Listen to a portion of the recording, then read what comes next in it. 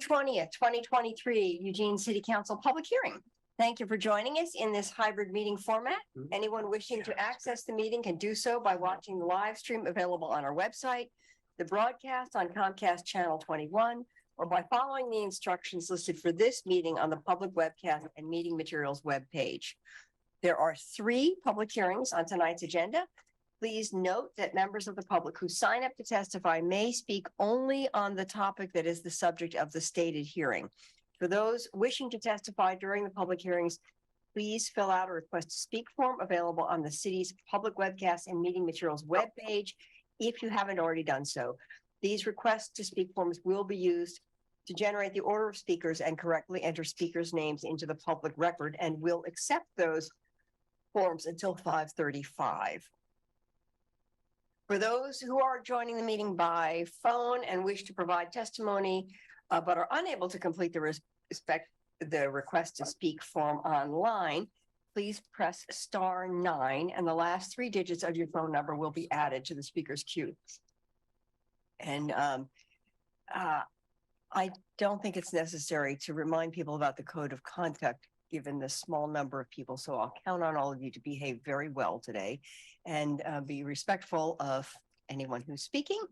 And I think with that, I'm ready to open a public hearing on an ordinance adopting hazardous substance user fees. And I'll turn to the city manager to introduce it. Thank you. The first one is an ordinance adopting hazardous substance user fees. The Toxics Right to Know program was established to create transparency on the use of hazardous materials by businesses in the city of Eugene.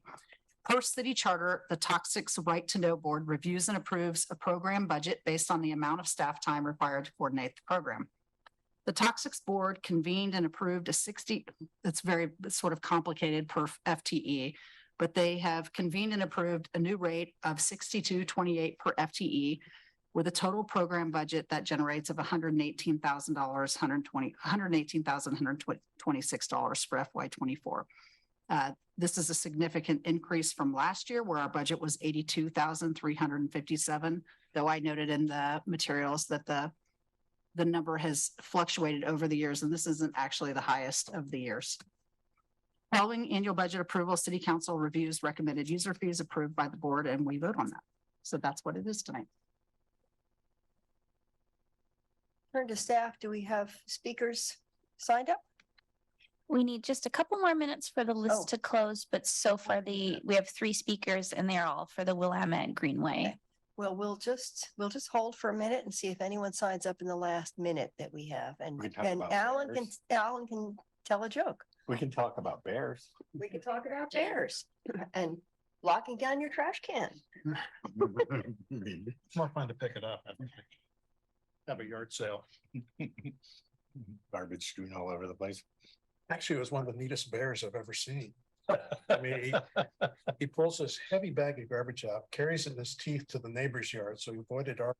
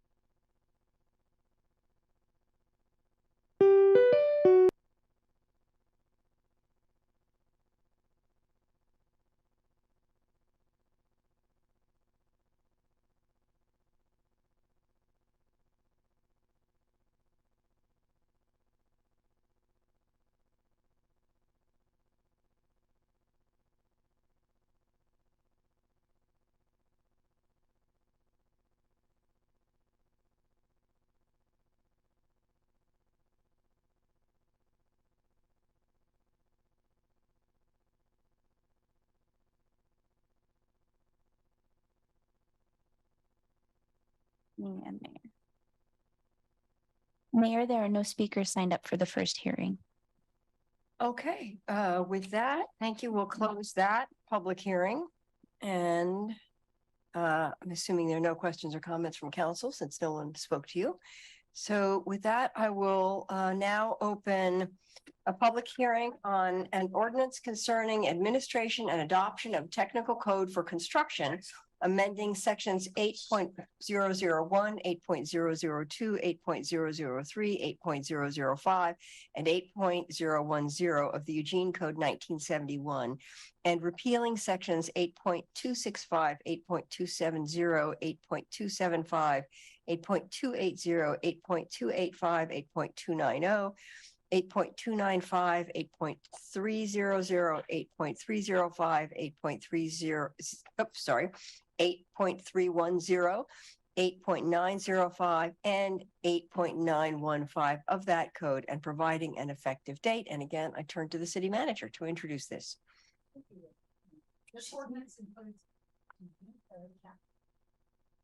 Maintain the city's current level of regulation of building construction. The proposed changes remove obsolete language, replace outdated terminology, and include updates that reflect changes to state laws regarding local administration of state building codes. There are no new regulations or regulated structures as a result of the updates. And I should have said on the last one and this one and the next one, we have staff available to answer any questions. Great, thank you. And with that, I'll turn back to staff to see if anyone has signed up for this one. There are no speakers for this hearing, Mayor. Okay, with that, I'll close this second hearing and we'll now move on to the third hearing of the night. Okay.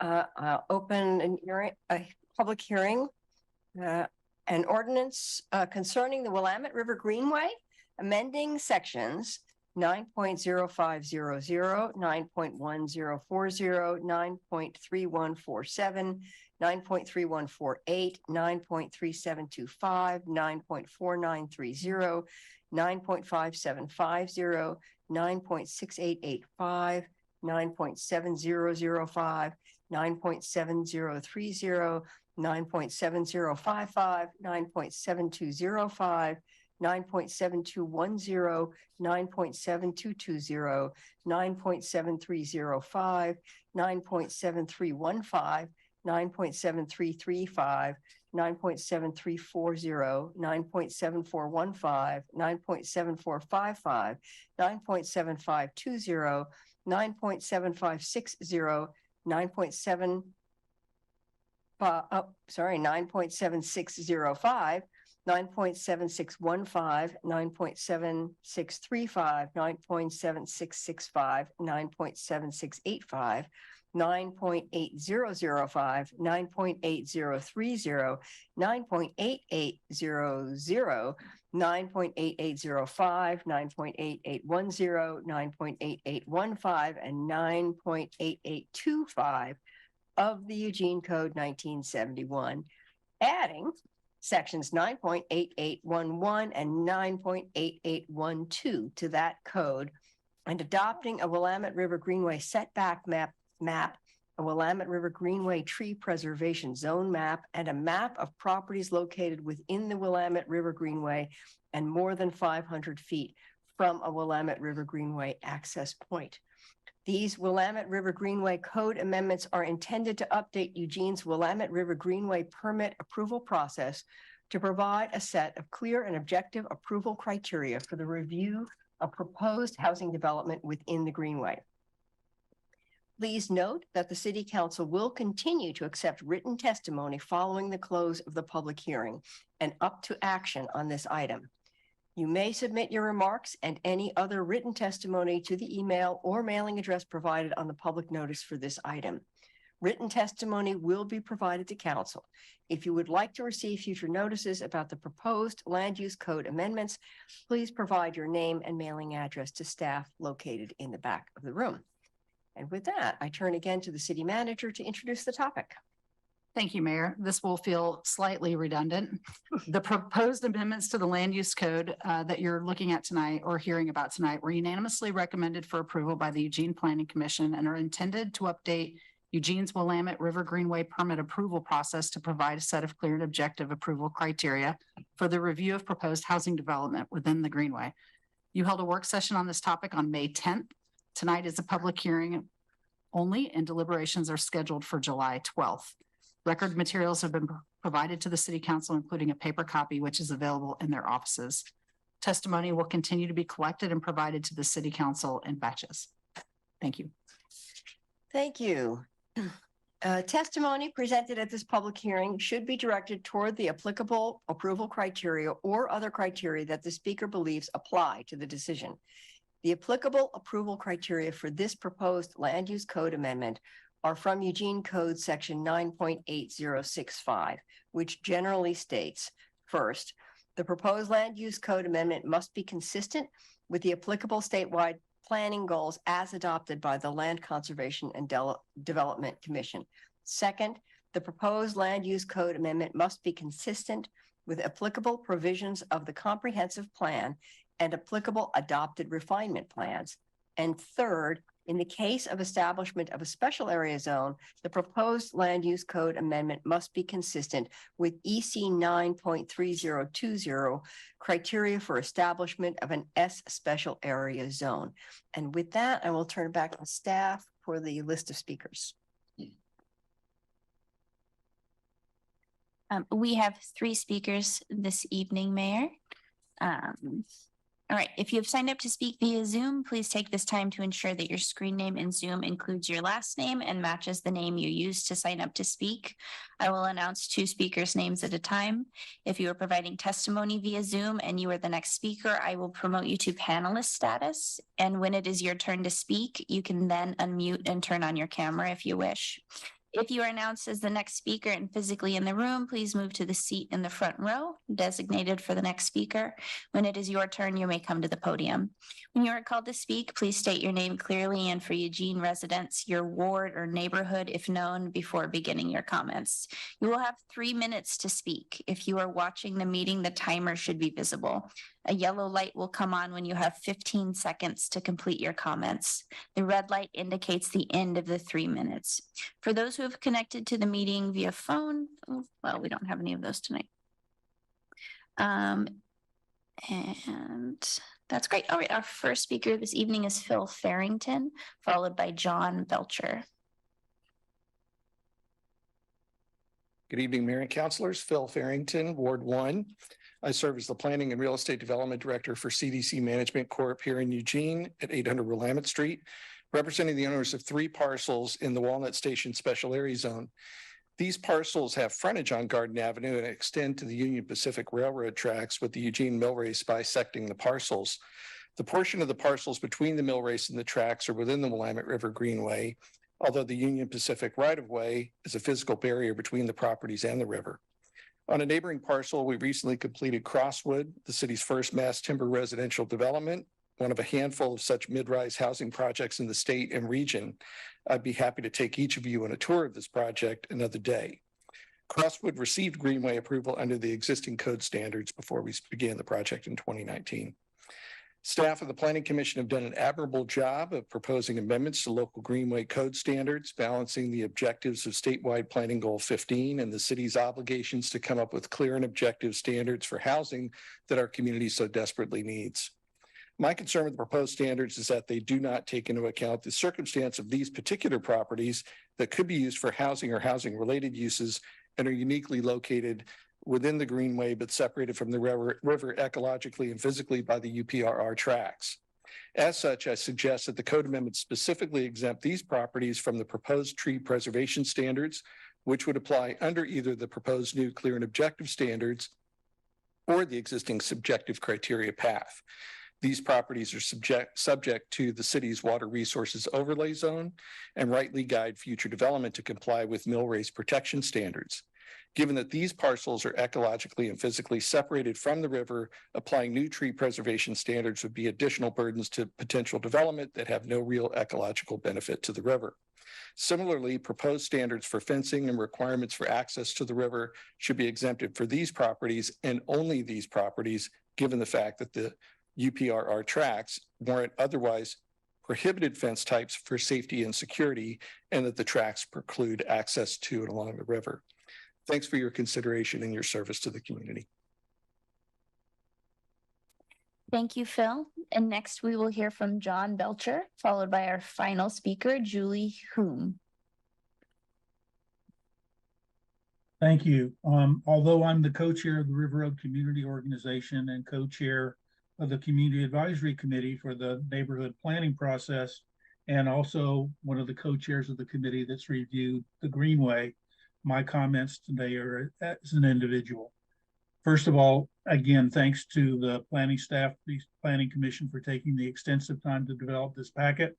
There's a lot to like: better tree preservation, removal standards, the concept of a native vegetation buffer, et cetera, et cetera. But the devil is in the details, and I want to mention 3 places where I think there need to be improvements.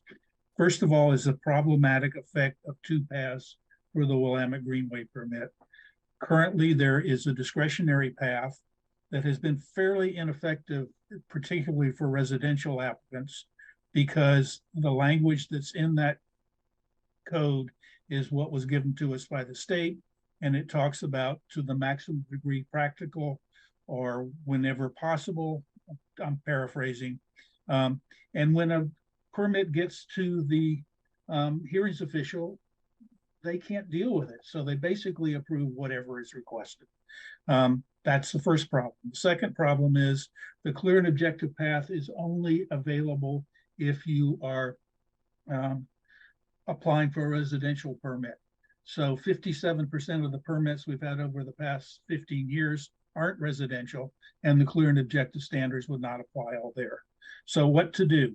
I suggest that either the descriptive path be removed from the code, but staff doesn't like that idea. So instead, I suggest that staff be directed to write the code that adds the clear and objective criteria to the prescriptive path. So whichever way you go, you'll still have to meet those new criteria. I'm going to run out of time, but the other 2 areas of concern are: there's a 10-foot native plant and landscape buffer zone proposed. Again, because the clear and objective criteria only apply to residential lands, the vast majority of where that setback is in public land. So it basically is never going to happen. The third concern that I have is public versus private paths. Staff has suggested language that would only allow pedestrian paths and other public access ways. That should say public pedestrian paths and access ways. There's already been one path built across the Greenway and the city's parks to a gated community. There's a request to do the same. I think it's appropriate that you make sure that that's private pedestrian paths, not ones that are only accessible to people living in that facility. Thank you. Thank you, John. Our final speaker is Julie Hume. Julie, I do not see you in Zoom.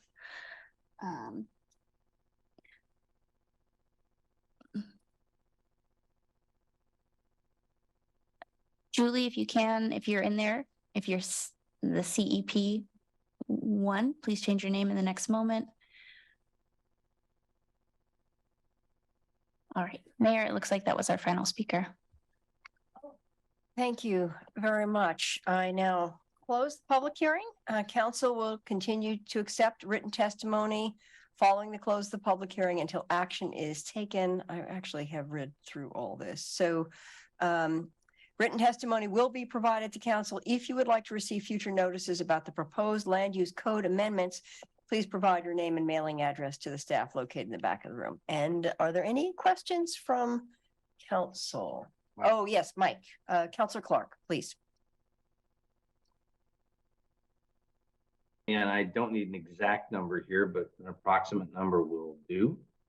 And I see Jeff turning on his camera there. So approximately how many acres, more or less, of our current residential buildable land supply are inside the Greenway?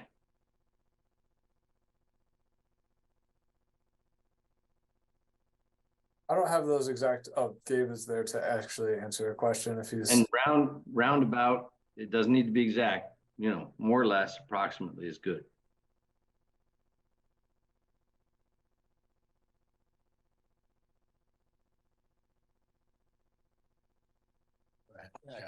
Mayor and Council, Gabe Flock, Principal Planner and Project Manager. We don't have an approximate number off the top. We can definitely bring that back for deliberations, but what I can say is that we have roughly, what is it, Jeff, 88% of the lands within the Greenway are actually already identified in the buildable lands inventory as committed or protected or otherwise developed already. What I'm looking so for is the percentage-wise. percentage of our buildable lands that we call buildable lands that lie inside the Greenway. We'll have to bring that back. You don't even have a 2%, 20%, nothing? I don't have a number. Okay. Okay, thank you. Okay, thank you. Any other questions from council? Okay, thank you very much. I think with that, we are adjourned.